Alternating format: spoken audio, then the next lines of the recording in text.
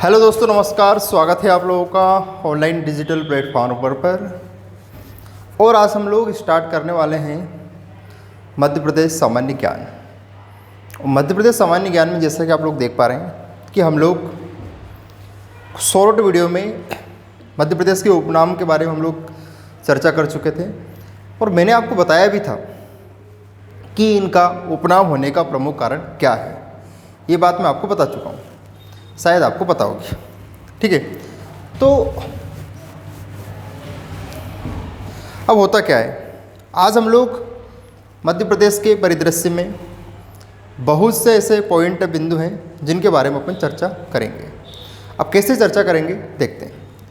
अब एक क्वेश्चन पूछा जाता है मध्य बिंदु का कि कौन सा मध्य बिंदु कौन से स्थान के लिए माना जाएगा। इसके बारे में कई बार क्वेश्चन पूछे गए हैं। अब इनमें हम बात करते हैं सबसे पहले हम लोग स्टार्ट करते हैं मध्य बिंदु से। तो इसमें आपसे पूछा जाएगा पृथ्वी का मध्य बिंदु। पहला प्रश्न आपसे पूछा जाएगा पृथ्वी का मध्य बिंदु, ये आपको याद रखना है। और इसमें आप लोग लिख कर आएंगे उज्जैन। ठीक, और उज्जैन में कहाँ? तो उज्जैन में मंगलनाथ। तो पृथ्वी का मध्य बिंदु किसे माना गया है? तो बेटा पृथ्वी का मध्य बिंदु किसे माना गया है? उज्जैन को। उज्जैन में कहाँ? मंगलनाथ। और यही मंगलनाथ पर बेटा पृथ्वी माता का मंदिर है। पृथ्वी माता मंदिर कहाँ पर है? तो पृथ्वी माता मंदिर उज्जैन में है। और उज्जैन में कहाँ पर है? मंगलनाथ। और मंगलनाथ में कहाँ पर है? तो मंगलनाथ में कहाँ पर है? मंगलनाथ भी होगा। ठीक है, ये इतनी बात आपको समझ में आ गई? बोलो यस। तो पृथ्वी का मध्य बिंदु किसे कहा जाता है? उज्जैन। उज्जैन में कहाँ? मंगलनाथ। ठीक है, वहीं पर क्या देखने को मिलेगा? पृथ्वी माता मंदिर। तो जब आप लोग उज्जैन घूमना जाएं तो वहीं पर एक बहुत बेहतरीन खाने की दुकान भी है, श्री साईं। वहाँ पर आप दाल बाफले वगैरह खा सकते हैं, कोई दिक्कत वाली बात नहीं। और 120 रुपये में काफ़ी अच्छा पकवान वो लोग देते हैं, खूब जुड़ के खा सकते हैं, कोई दिक्कत वाली बात नहीं। इतनी बात समझ में आ गई? चलो, अब पृथ्वी का मध्य बिंदु के बाद आपसे क्वेश्चन पूछा जाएगा। हम लोग आते हैं अखंड भारत। हम लोग किस पर आते हैं? अखंड भारत पर आते हैं। तो आपसे क्वेश्चन पूछा जाएगा कि अखंड भारत का मध्य बिंदु। ठीक, अब अखंड भारत का मध्य बिंदु किसे कहा जाता है? तो आपको याद रखना है कि अखंड भारत का मध्य बिंदु बैतूल। और बैतूल में एक जगह है वरसाली। बैतूल में एक जगह है जिसका नाम क्या है? वरसाली। सर अखंड भारत का मतलब क्या होता है?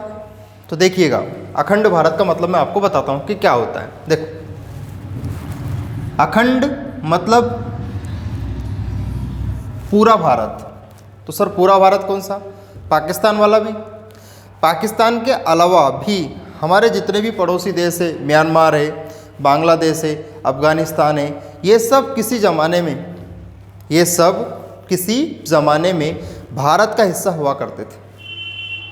इतनी बात समझ में आ गई?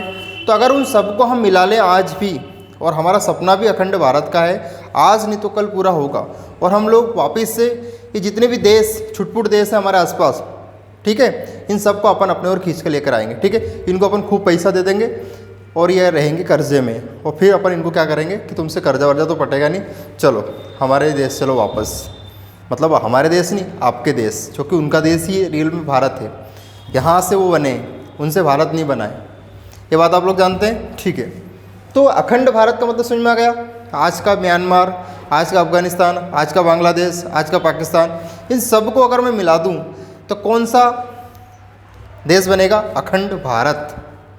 और वो अखंड भारत का मध्य बिंदु किसको माना जाता है? बैतूल को माना जाता है। और बेटा ये जगह कहाँ देखने को मिलेगी? वरसाली।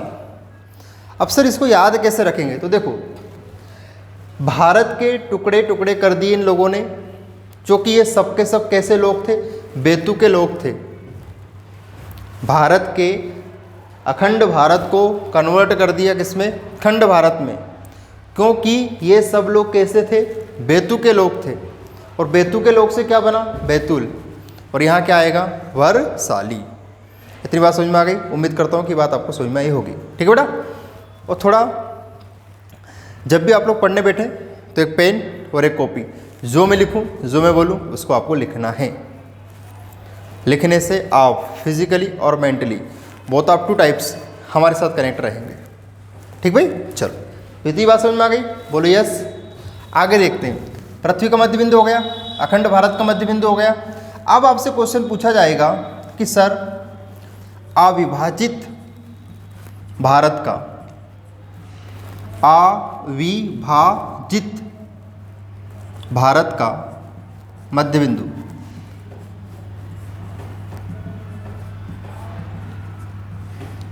अविभाजित भारत का मध्य बिंदु। अब इसमें कैसे, तो देखो अविभाजित भारत का मध्य बिंदु मतलब सर अविभाजित तो ये भी है, लेकिन इसमें बहुत सारे देश है। यहाँ सिर्फ 2 ही देश की बात होगी। कौन कौन से, भारत प्लस पाकिस्तान। अगर मैं इन दोनों देशों की बात करूं तो हम लोग इसे क्या बोलेंगे, अविभाजित भारत बोलेंगे इसे। ठीक है, भारत प्लस पाकिस्तान। और बहुत सारे देश जो पुराने, म्यांमार है, बांग्लादेश है, म्यांमार है, ये सब किस में आएंगे बेटा, अखंड भारत में आएंगे। और 2 ही देश किस में आएंगे, अविभाजित भारत में। मतलब जब हमारे पास क्या था, ओनली पाकिस्तान था, तो जब हम लोग उसे क्या कहते थे, अविभाजित भारत। तो उसका मध्य बिंदु कहाँ है, तो बेटा उसका मध्य बिंदु है कटनी में। कहाँ पर है, कटनी।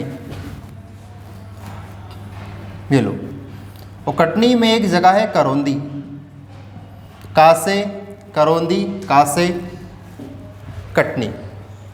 ठीक, अच्छा अब मुझे याद रखना है इसको, कि याद कैसे रखेंगे। तो देखो जब भी किसी चीज़ को अपन क्या करते हैं, विभाजित करते हैं।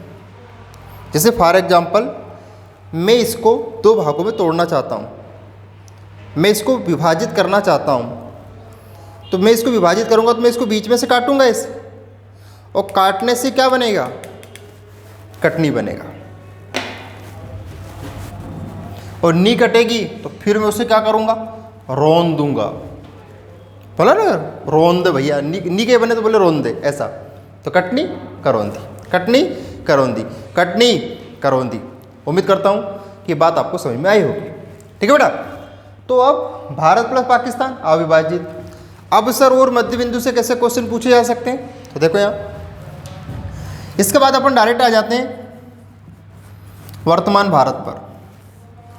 तो सर वर्तमान भारत का मतलब only Bharat, not Pakistan, not Bangladesh, not Afghanistan, only on pure Bharat, pure Bharat. तो प्योर भारत का मध्य बिंदु। तो बेटा इसमें आपसे क्वेश्चन पूछा जाएगा विदिशा, कि भैया विदिशा कहाँ का मध्य बिंदु है। तो बेटा वर्तमान भारत का मध्य बिंदु विदिशा। ठीक भाई, वर्तमान भारत का मध्य बिंदु किस जिले को माना गया है, या किस स्थान को, तो विदिशा को क्या माना गया है, वर्तमान भारत का मध्य बिंदु माना गया है। इतनी बातें समझ में आ गई। इसके बाद इस वीडियो को लाइक तो करना ही है आपको, शेयर भी करना है, डिसलाइक किसी को नहीं करना है। सूझ पड़े या नहीं पड़े कमेंट जरूर करना है। ठीक भाई, और पॉजिटिव कमेंट का हमेशा स्वागत रहेगा। और इस वीडियो में अपन और क्या बेटर से बेटर कर सकते हैं उसके बारे में आपको बताना है, कि सर इसमें ये और कर सकते हैं, इसमें हाथी की सूंड लगा सकते हैं, इसमें शेर का सूंड माथा लगा सकते हैं, तो इसमें क्या नया कर सकते हैं वो आपको बताना है। ठीक है, तो आपके विचार हमेशा तहे दिल से आमंत्रित है। तो वर्तमान भारत का मध्य बिंदु किसे कहा जाता है, विदिशा को कहा जाता है। ठीक है, अब सर और क्या खास है इसमें, तो अब बेटा नंबर आता है हमारे मध्य प्रदेश का। अब नंबर आता है किसका, मध्य प्रदेश का। तो बेटा मध्य प्रदेश का जब नंबर आता है तो आपको आंख मीच के और आंख उगाड़ के क्या लगाना है, सागर। किसको लगाएंगे भैया? सागर को। तो बताइए मध्य प्रदेश का मध्य बिंदु किसे माना गया है? तो सागर को माना गया है। अब हमने कितने सारे मध्य बिंदु के बारे में चर्चा की। पहला मध्य बिंदु, पृथ्वी का मध्य बिंदु किससे माना गया? उज्जैन। मंगलनाथ को माना गया है पृथ्वी माता मंदिर। अखंड भारत मध्य बिंदु किससे माना गया है? बैतूल, वरसाली। और अखंड माया खंड, और अखंड को खंड खंड करने में बेतु के लोगों का हाथ था, और इस बेतु की में क्या आती है? साली। साली से क्या हो गया? वरसाली हो गया बेटा। अविभाजित भारत में विभाजन करने के लिए हमें किसी चीज़ को काटना पड़ेगा, या तो काटेंगे या फिर रोन देंगे उसको, तो क्या हो गया? करौंदी। भारत और पाकिस्तान दोनों को हम क्या बोलते हैं? अविभाजित भारत बोलते हैं। लेकिन जब पाकिस्तान हमसे अलग हो गया तो ओनली प्योर भारत बचा, उसका क्या है बेटा? विदिशा। ठीक है। और मध्य प्रदेश का मध्य बिंदु किसे माना गया है? तो बेटा मध्य प्रदेश का मध्य बिंदु सागर को माना गया है। तो दोस्तों उम्मीद करता हूँ कि वीडियो आपको बहुत पसंद आया होगा। इस वीडियो को लाइक करें, शेयर करें, सब्सक्राइब करें, और ऐसे दोस्तों तक ज़रूर पहुँचाएँ जो थोड़े से शिक्षा से वंचित हैं। शिक्षा आपको अच्छे और बुरे में विचार करना सिखाती है। ठीक है दोस्तों, मिलते हैं हम लोग अगले वीडियो में। Bye bye, tata, see you again.